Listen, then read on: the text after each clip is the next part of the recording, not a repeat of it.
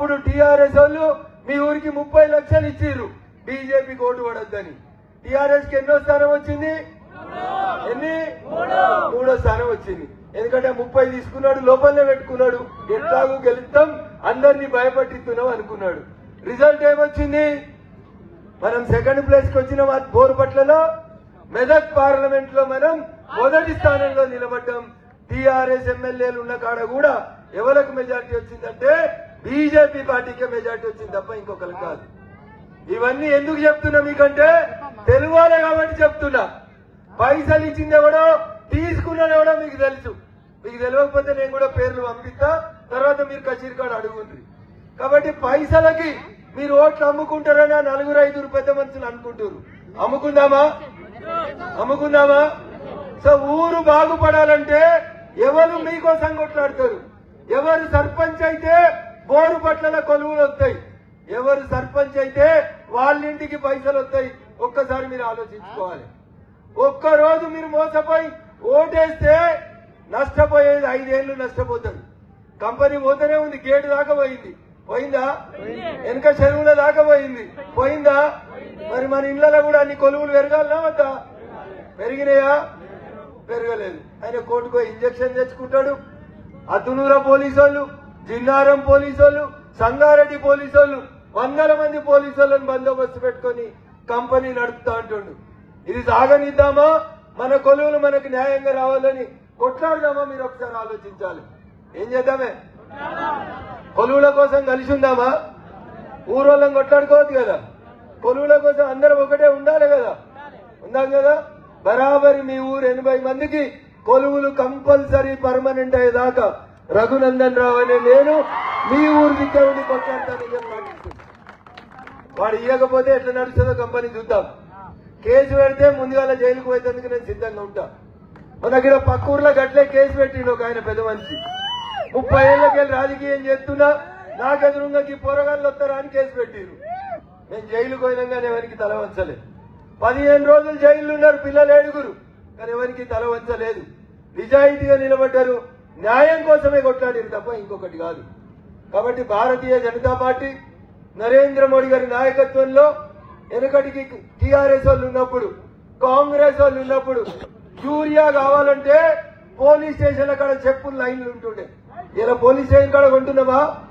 Urea దొరుకుతుందా? దొరకలేదా? ఎక్కడికక్కడ రైతులకు ఎంత యూరియా కావాలంటే అంత యూరియాని ఇస్తా ఉన్నాం.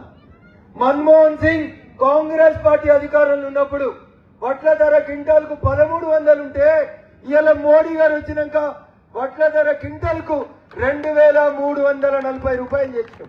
నేను చెప్తాను గర్వంగా, ఇవాళ సంచి మాది, డబ్బునం మాది, ఐకేపీకి ఇచ్చే పైసలు మాయి, కమిషన్ మాది, వడ్లు కొనేది భారత ప్రభుత్వం నరేంద్ర మోడీ గారు. దానికి వచ్చి మేము కొంటున్నాం, మా ఐకేపీ వాళ్ళు కొంటున్నారు. ఐకేపీ ఆడబిడ్డలకు ఇచ్చే కమిషన్ కూడా భారత ప్రభుత్వం ఇస్తుంది తప్ప ఇంకొకరు కాదు. ఈ నెల మీ ఊర్లో మీ కోపన్ షాప్ లో ఒక్కొక్కరికి 5 కిలోలు 3 నెలల బియ్యం ఇస్తున్నా మీ డీలరు అక్క వస్తున్నాయా? బియ్యం లేవా?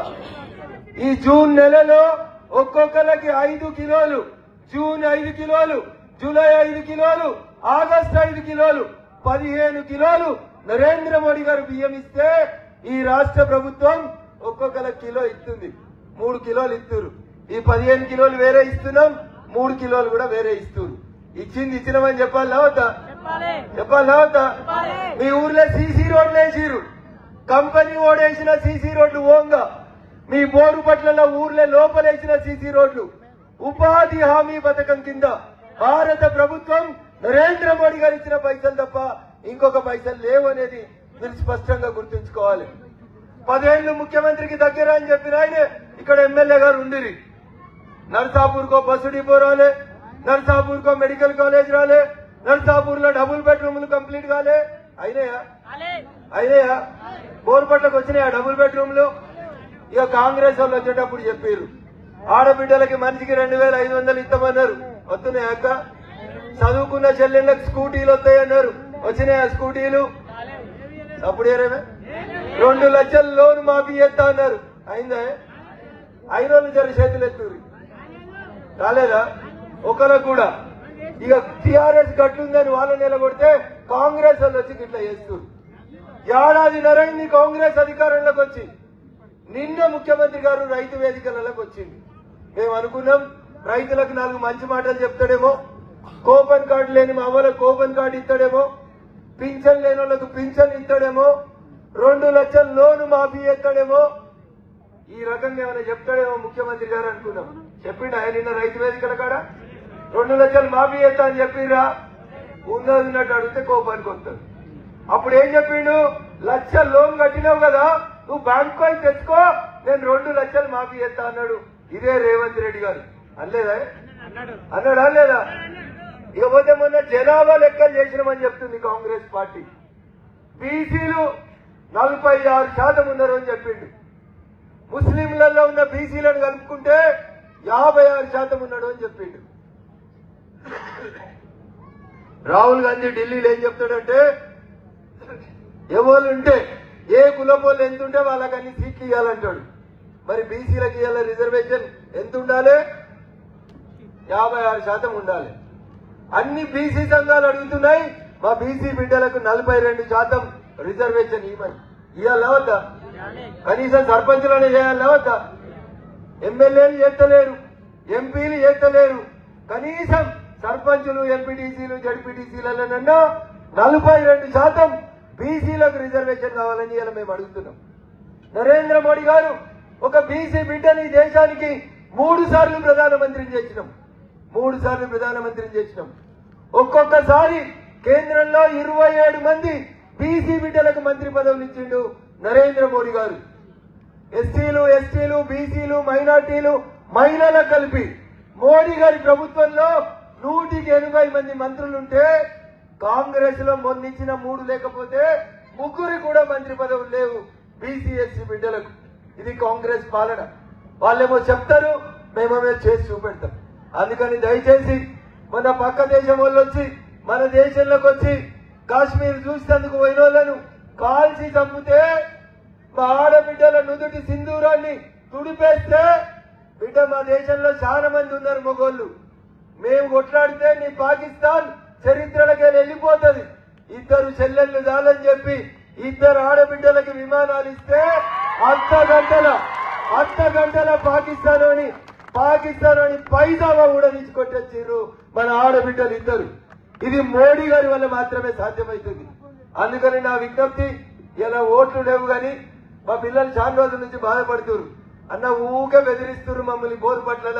ఇక ఒకసారి తాడో పేడో తెలుసుకుందాం రా అంటే వచ్చిన. అందుకని 2 మాటలు జర గట్టిగా చెప్పిన. నా ఉద్దేశం ఎవరిని తిట్టాలనో ఎవరిని బెదిరించాలనో కాదు. కానీ ఊర్లలో సామెత చెప్తారు, ముళ్ళును దేంతో చేయాలి? పూలతోటే చేయాలి. వాళ్ళకు అన్న మంచుకున్నాం అంటే వాళ్ళకి అర్థమవుతలేదు. అందుకని ఏం చెప్పాలి? మీ ఇల్లుకు మా ఇల్లు ఎంత దూరం అయితే మా ఇల్లు కూడా మీ ఇంటికి అంతే దూరం అవుతుంది. నువ్వు ఏ భాషలో మాట్లాడితే మేము కూడా అదే భాషలో మాట్లాడతామని చెప్పేందుకు వచ్చిన. దాని అర్థం మీ దగ్గర మీరుండ్రి, మా దగ్గర మేముంటాం. మీ పని మీరు చేసుకోండి, మా పని మేము చేస్తాం. ఎవరు మంచి చేసిరు అనుకుంటే రేపు ప్రజలు వాళ్ళ ఓట్లు వేస్తారని ఆశీర్వదిస్తారు తప్ప పంచాయతీలొద్దు. బోరు పట్ల ప్రశాంతంగా ఉండాలని కోరుకుంటున్నాం. అందరం కలిసిమెలిసి ఉండాలని కోరుకుంటున్నాం. ఊరికేమైనా కావాలంటే మీ ఎంపీగా మీరు ఓట్లేసి గెలిపించారు కాబట్టి, దగ్గర 560 ఓట్లు వేసిరు కాబట్టి, అన్న మా బోరు పట్లకి కష్టం ఉందంటే మీ బిడ్డగా మీ తమ్ముడిగా నిలబడతానని చెప్పి తెలియజేస్తూ, బోరు పట్ల ప్రజల కష్ట సుఖాల్లో తప్పకుండా మీ బిడ్డగా పనిచేస్తానని చెప్పి తెలియజేసుకుంటూ